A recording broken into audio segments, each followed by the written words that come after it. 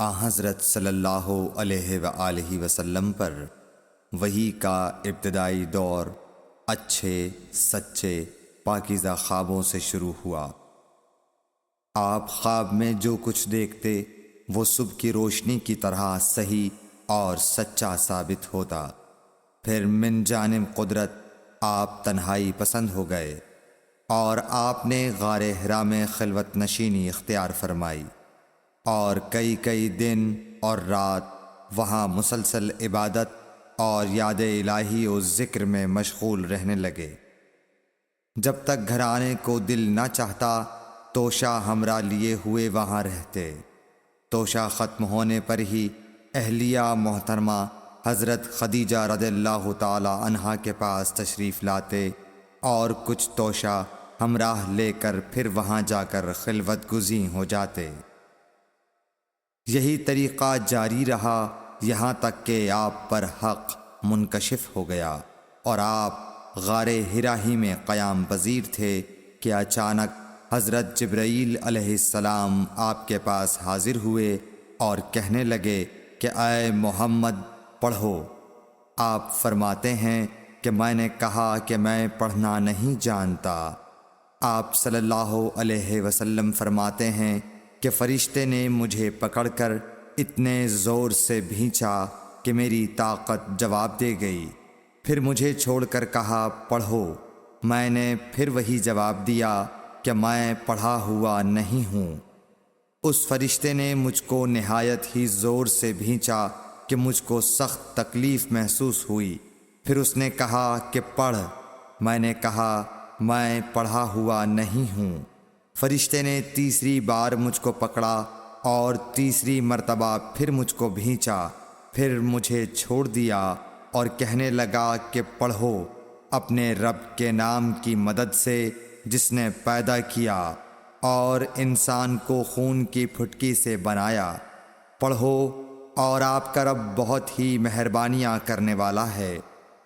بس یہی آیتیں آپ حضرت جبرائیل علیہ السلام سے سن کر اس حال میں غار حرا سے واپس ہوئے کہ آپ کا دل اس انوکھے واقعے سے کانپ رہا تھا۔ آپ حضرت خدیجہ کے ہاں تشریف لائے اور فرمایا کہ مجھے کمبل اوڑھا دو، مجھے کمبل اوڑھا دو۔ لوگوں نے آپ کو کمبل اوڑھا دیا۔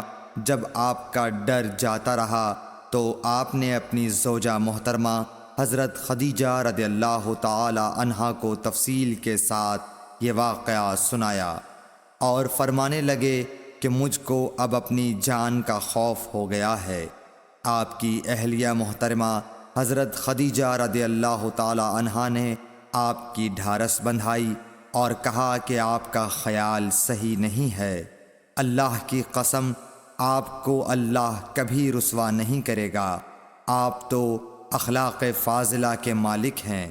آپ تو کنبہ پرور ہیں، بے کسوں کا بوجھ اپنے سر پر رکھتے ہیں، مفلسوں کے لیے آپ کماتے ہیں، مہمان نوازی میں آپ بے مثال ہیں اور مشکل وقت میں آپ امر حق کا ساتھ دیتے ہیں۔ ایسے اوصاف حسنہ والا انسان یوں بے وقت ذلت و خواری کی موت نہیں پا سکتا۔ پھر مزید تسلی کے لیے حضرت خدیجہ رضی اللہ تعالی عنہا آپ کو ورقہ بن نوفل کے پاس لے گئیں جو ان کے چچا زاد بھائی تھے اور زمانہ جاہلیت میں نصرانی مذہب اختیار کر چکے تھے اور عبرانی زبان کے کاتب تھے۔ چنانچہ انجیل کو بھی حسب منشائے خداوندی عبرانی زبان میں لکھا کرتے تھے۔ انجیل سریانی زبان میں نازل ہوئی تھی، پھر اس کا ترجمہ عبرانی زبان میں ہوا۔ ورقہ اسی کو لکھتے تھے۔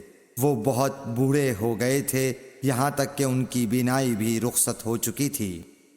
حضرت خدیجہ رضی اللہ تعالی عنہا نے ان کے سامنے آپ کے حالات بیان کیے اور کہا کہ اے چچا زاد بھائی، اپنے بھتیجے محمد صلی اللہ علیہ وسلم کی زبانی ذرا ان کی کیفیت سن لیجئے۔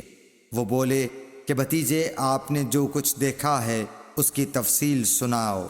چنانچہ آپ صلی اللہ علیہ وآلہ وسلم نے از اول تا آخر پورا واقعہ سنایا، جسے سن کر ورقہ بے اختیار ہو کر بول اٹھے کہ یہ تو وہی ناموس معزز رازدان فرشتہ ہے جسے اللہ نے حضرت موسیٰ علیہ السلام پر وحی دے کر بھیجا تھا۔ کاش میں آپ کے اس عہد نبوت کے شروع ہونے پر جواں عمر ہوتا، کاش میں اس وقت تک زندہ رہتا جب کہ آپ کی قوم آپ کو اس شہر سے نکال دے گی۔ رسول کریم صلی اللہ علیہ وآلہ وسلم نے یہ سن کر تعجب سے پوچھا کہ کیا وہ لوگ مجھ کو نکال دیں گے، حالانکہ میں تو ان میں صادق و امین و مقبول ہوں۔